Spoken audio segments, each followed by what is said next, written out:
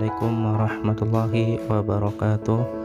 Perkenalkan, saya Ibnu Ali Mahfud dari kelas Biologi B semester 5 NIM 1908106045. Di sini saya akan menjelaskan kompetensi inti dan kompetensi dasar pada kelas 11 SMA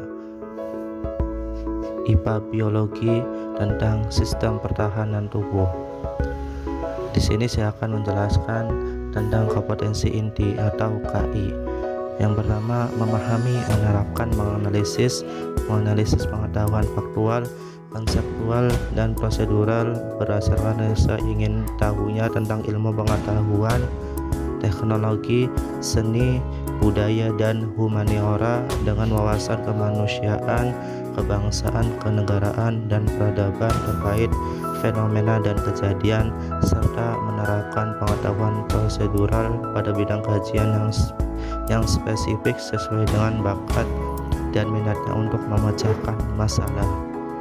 Yang selanjutnya yaitu yang keempat, mengolah, menalar, dan menyaji dalam ranah konkret dan ranah abstrak dengan pengembangan dari yang dipelajarinya di sekolah secara mandiri dan mampu menggunakan metode sesuai kaidah keilmuan. Yang selanjutnya, kompetensi dasar atau KD 3.14, menganalisis peran sistem imun dan imunisasi terhadap proses fisiologi di dalam tubuh.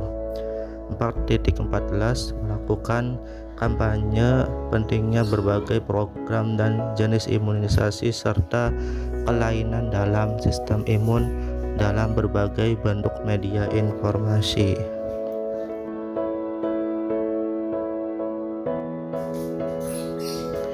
Slide selanjutnya yaitu tentang pengertian antigen dan antibodi.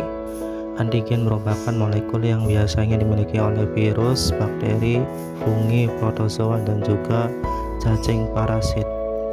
Antigen ini dapat dikatakan sebagai sebuah zat yang bisa melakukan stimulasi terhadap respon imun, terutama pada saat proses produksi antibodi. Nah, yang selanjutnya itu antibodi. Antibodi merupakan susunan dari protein-protein yang bersifat globular yang biasanya dikodekan dengan gen-gen yang spesifik.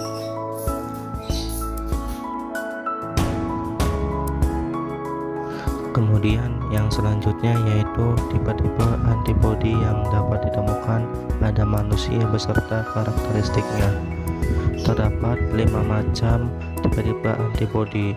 Yang pertama, IgM, yaitu antibodi ini dilepaskan ke aliran darah pada saat terjadi infeksi yang pertama kali atau respon kekebalan primer.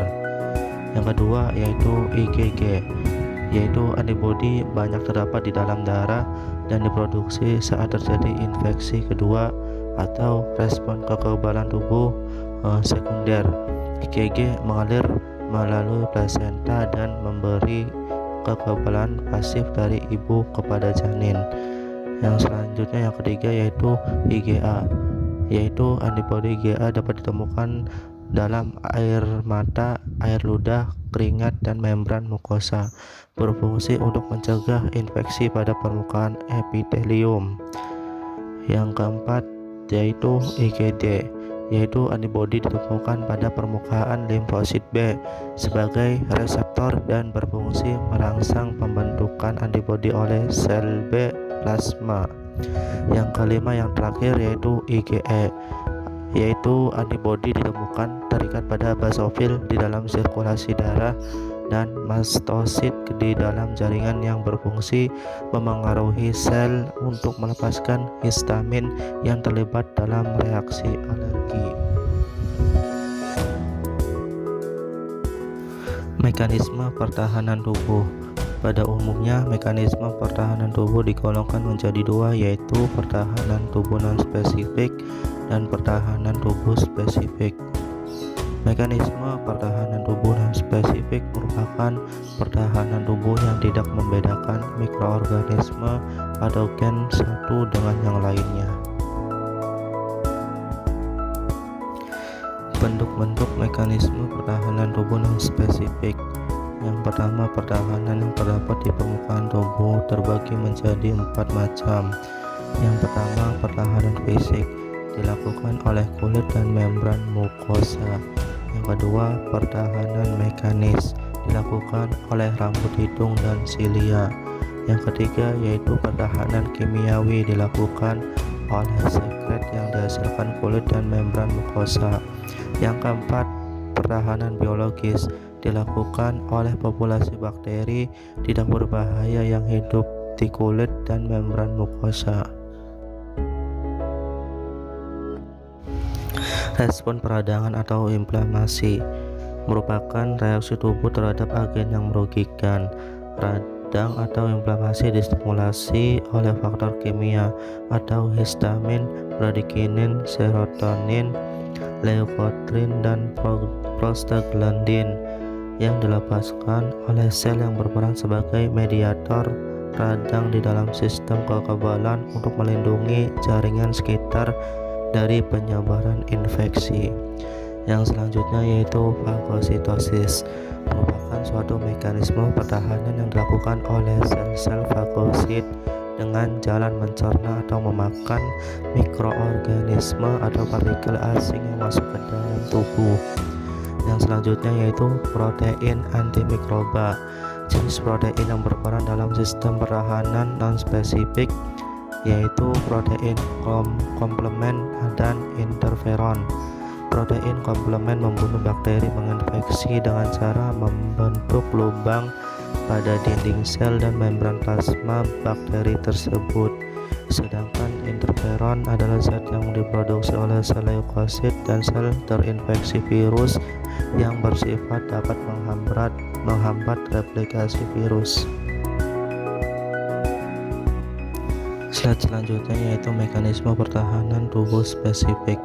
Mekanisme pertahanan tubuh spesifik merupakan pertahanan tubuh terhadap patogen tertentu yang masuk ke dalam tubuh, dan mekanisme pertahanan yang diperankan oleh sel limfosit dengan atau tanpa bantuan komponen sistem imun lainnya seperti sel makrofag dan komplement.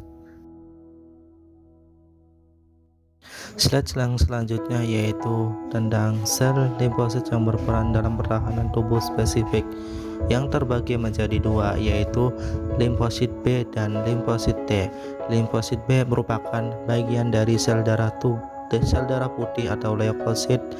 Limfosit B berbentuk dan dimatangkan di sumsum tulang.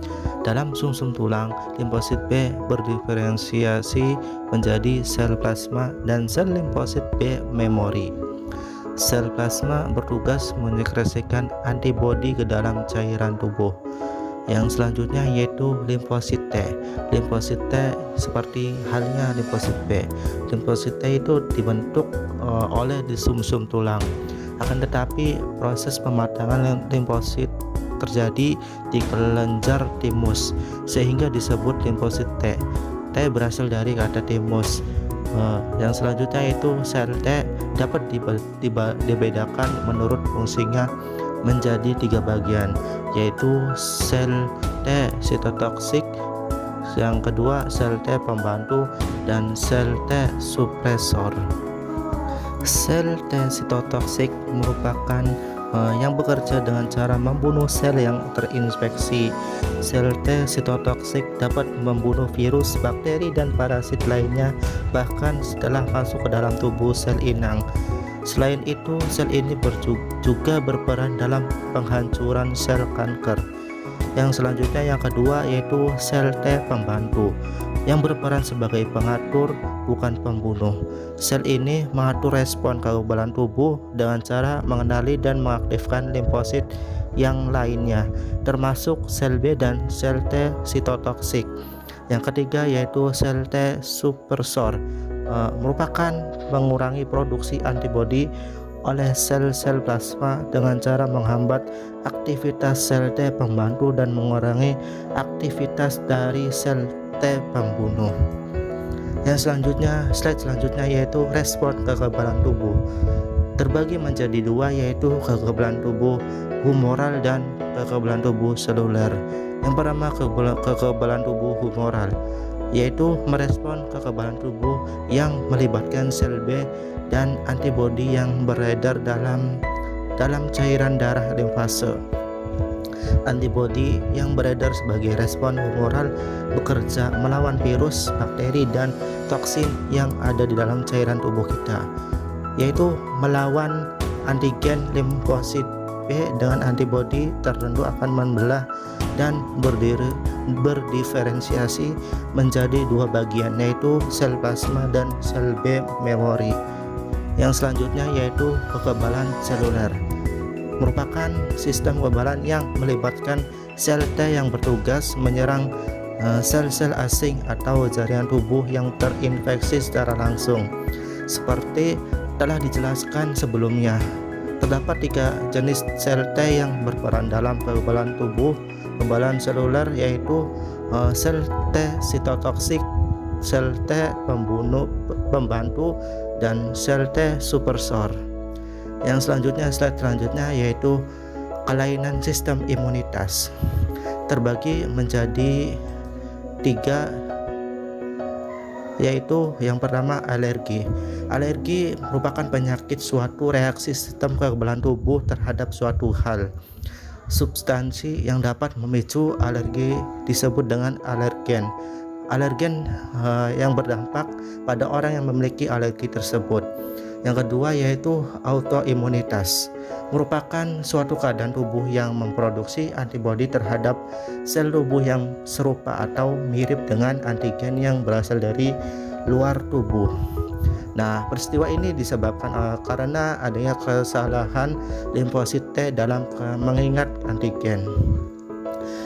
Beberapa bentuk gangguan autoimunitas yaitu yang pertama yaitu myasthenia gravis, yang kedua lupus erythematosus, yang ketiga Addison disease, yang keempat multiple sclerosis.